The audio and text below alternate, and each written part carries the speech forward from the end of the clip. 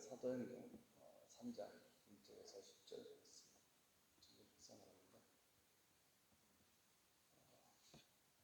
사도행전 3장 1절에서 10절은 우리가 잘 아는 이제 안진뱅이가 고침받는 이제 기적의 사건이 이제 소개되고 있죠.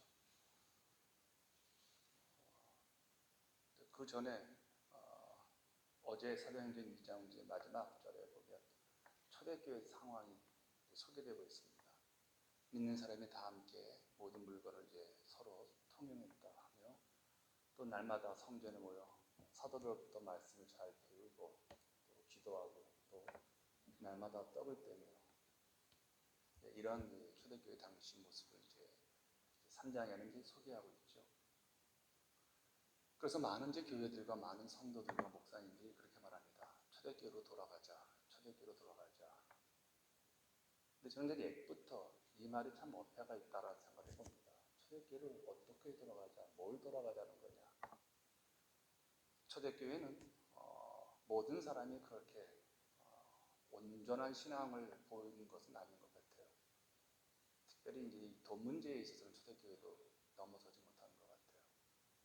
과부들의 문제가 심각했죠. 서로 싸우고 교회가 분란이 날 정도였고 아나니아 사피라 사건도 동일하게 봤다면 초대교회가 그렇게 온전한 교회는 아닌 것 같아요. 성도들이 또 우리가 그렇게 말하는 우리가 성경을 읽을 때 이제 실수하시는 부분이 그 부분입니다. 디스크립션과 프리스크립션을 우리가 구분을 못한다는 겁니다. 성경은 묘사와 처방에 대해서 분별력이 있어야 합니다. 아, 이거는 묘사구나. 이거는 처방이구나. 사도행전에서 떡을 떼며 재산을 다 교회에 바쳤다는 것은 묘사지 오늘날 그렇게 하라는 것은 아닙니다. 또 거짓말을 하면 내 혓바닥을 뽑아버리라는 것은 묘사지 처방이 아니라는 거예요. 만약에 그것을 처방으로 받아들인다면 한국교회는 거의 벙어리들이 많이 나와야 합니다. 팔을 부러뜨리라 악을 행할 때 그러면 교인들은 다 불구자가 되어야 되죠. 이건 그만큼 심각하다는 묘사지 처방은 아니에요. 그러나 거짓말하지 말라는 이것은 처방입니다. 이건 반드시 거짓말하지 말아야 합니다. 사랑하라 하는 얘기도 처방이죠. 용서하라도 처방이죠. 이건 묘사가 아닙니다. 그런데 한국 교인들은 이 두 가지를 혼동합니다. 묘사를 자꾸 처방으로 이해하려고 하고 처방을 자꾸 묘사로 혼동하게 되어지죠. 그래서 바울 선생이 빌립보서 2장에서 너희들에게 내가 기도하고 하는 것이 하나 있는데 총명이 풍성하기를 원한다라고 말해요. 총명은 머리 똑똑한 것이 아니라 영적 분별력을 말합니다. 아, 이 사람이 좋은 사람인지 나쁜 사람인지, 아, 이 사람이 내가 사귈 사람인지 좀 멀리할 사람인지, 이 영적 분별력, 이게 진리의 사람인지 이단의 사람인지. 마찬가지로 우리가 성경을 읽을 때 이 정도의 어떤 우리의 분별력은 있어야 된다는 것이죠. 그렇다면 사도행전을 우리가 보면서 초대교회로 돌아가시라라고 얘기할 때 그 초대교회는 뭘 돌아가야 될까요? 저는 그렇게 생각합니다. 초대교회에서 우리가 배워야 될 게 하나 있다면 날마다입니다. 그들은 날마다 성경을 읽고 날마다 기도하고 날마다 떡을 떼고 날마다 봉사하고 날마다 복음을 전했다고 이야기를 하죠. 그래서 46절을 보시면 날마다 기도하고 날마다 성전에 모이기를 힘썼다. 이 46절의 말씀이 3장의 1절에서 소개되고 있죠. 날마다 하루에 3번씩 성전에 기도하러 가던 베드로와 요한에게 한 사건이 벌어집니다. 그러니까 2장의 사건의 날마다가 3장에서 어떻게 구체화되는지를 설명하기 위해서 3장에 안진뱅이 사건이 소개되고 있는 것이죠. 날마다 성전을 가던 이 베드로와 요한이 한 사람을 만나게 되어지죠. 근데 한 사람이 어떤 사람이었습니까? 안진뱅이였죠. 이 안진뱅이는 늘 왔다 갔다 하는 그 성도들에게 구걸을 요구하던 자였죠. 그래서 구걸을 요구하고 있었는데 늘 보던 베드로와 요한은 오늘따라 이 안진뱅이 앞에 멈춰집니다. 처음 본 건 아닐 거죠. 아마 수십 번은 봤을 거예요. 몇십 년을 이 성전에서 이 안진뱅이는 앉아 있었으니까 누군가의 도움을 받아서요. 그런데 이날만큼은 베드로와 요한이 이 안진뱅이 앞에 멈췄습니다. 그리고 나를 쳐다보라고 합니다. 헬라어는 쳐다본다는 단어가 세 가지로 쓰이게 되어지죠. 그건 여러분이 잘 아시는 것처럼요. 쳐다보니까 둘이 눈이 마주치죠. 이 거지는 베드로와 요한에게 무엇을 요구했었을까요? 돈을 요구하는 겁니다. 돈 말고는. 그런데 베드로와 요한에게는 돈이 없습니다. 왜냐하면 초대교회는 유무상통이기 때문에 모든 교우들이 하나님의 전에다 다 헌금을 했기 때문에 돈이 없습니다. 돈이 있는 것이 예수를 잘못 믿는 것으로 확인되기 때문에 이 베드로와 요한도 돈이 없었습니다. 그러자 베드로가 이렇게 말하죠. 은과 금은 내게 없거니와 내게 있는 것. 돈이 없으니까 그에게 있는 것은 뭐밖에 없습니까? 예수밖에 없죠. 만약에 베드로와 요한이 돈이 있다면 돈을 줬겠죠. 그러나 초대교회는 돈이 없었습니다. 교우들은요. 모든 재산들을 다 교회에 매일 날마다 모이는데 얼마나 돈이 많이 필요하겠어요. 그럼에도 불구하고 베드로와 요한은 나는 은과 금은 내게 없거니와 내게 있는 것을 내게 준다라고 말을 합니다. 자, 여기서 우리가 좀 더 고민을 좀 해봐야 됩니다. 여러분과 제가 누군가를 전도해서 그의 필요를 채워주려 할 때 여러분 복음만 전합니까? 아니면 돈도 주어질까요? 조금 전에 목사님 이제 사랑과 함께 진리를 전해주라고 했는데 여러분 주머니에 돈이 있습니다. 그런데 어떤 사람이 복음을 전할 때 여러분 어쩌면 내게 있는 것을 줄 거예요. 오늘날 복음의 능력이 약화되는 이유 중에 하나가 내게 있는 것이 불확실하기 때문에 그런 것 같아요.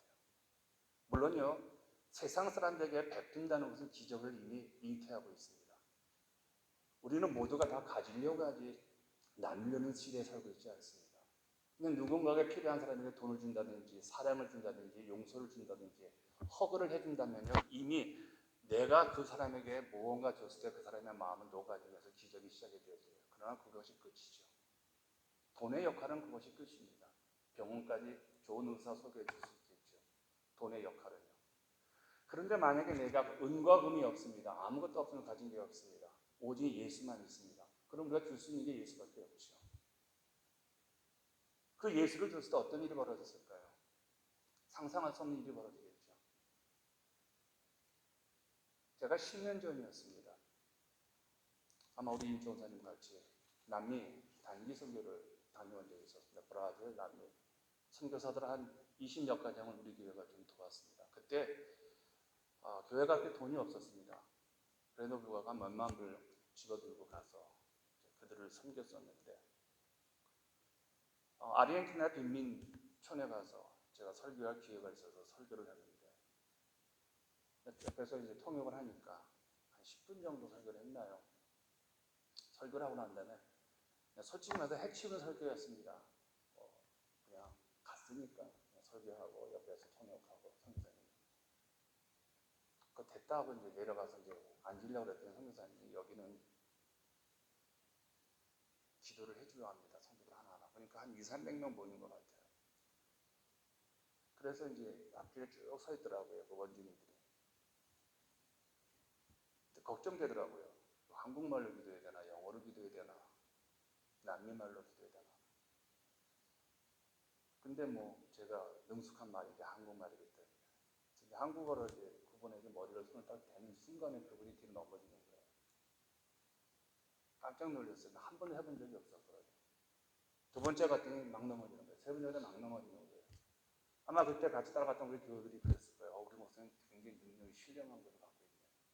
근데 한 10명 넘어지는 다음에 불안감이 찾아들기 시작하는 거예요. 바닥이 시멘트 바닥이기 때문에 이건 넘어지면 저거 뇌진상 당하면 이거 나한테. 그 순간부터 넘어지지 않더라고요. 내 안에 있는 예수만 있었을 때는 이게 가능했는데 불안감, 근심과 의심이 찾아들기 시작하니까 그 순간부터 안 넘어지더라고요. 우리가 줄 수 있는 게 예수가 있을 때, 예수만 있을 때 어쩌면 그런 면에서 본다면 하나님의 사람들은 스스로 청빈 생활, 스스로 하나님께 더 많이 드리는 자들인 것 같아요. 내가 많이 갖고 있을수록 예수의 인격을 축소되죠. 여러분 여기 생각해 보세요.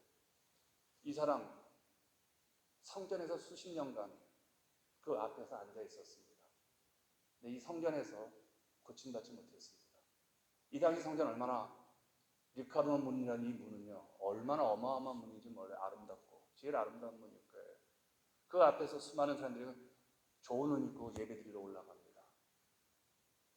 그런데 이 한 사람을 고쳐주지 못했습니다. 옛 성전이 가지고 있는 기능 자체가 이미 무너진 것이죠. 왜 그랬을까요? 이 성전에 예수가 없었죠. 오늘날 수많은 교회들이 물질을 자랑하고 교회 건물을 자랑하고 열등감 느낄 정도로 많은 큰 교회들이 우후죽순으로 전 세계에 많이 일어나고 있습니다. 근데 과연 그런 교회들이 줄 수 있는 게 오직 하나 예수만 줄 수 있을까요? 아니면 돈도 주고 프로그램도 주고 그럴 수 있을까요? 그 화려했던 옛 성전은 아무런 변화도 아무런 영향력도 주지 못했습니다. 그런데 새로운 성전인 베드로와 요한은 이 사람에게 예수를 주었고 이 예수를 받아들였죠.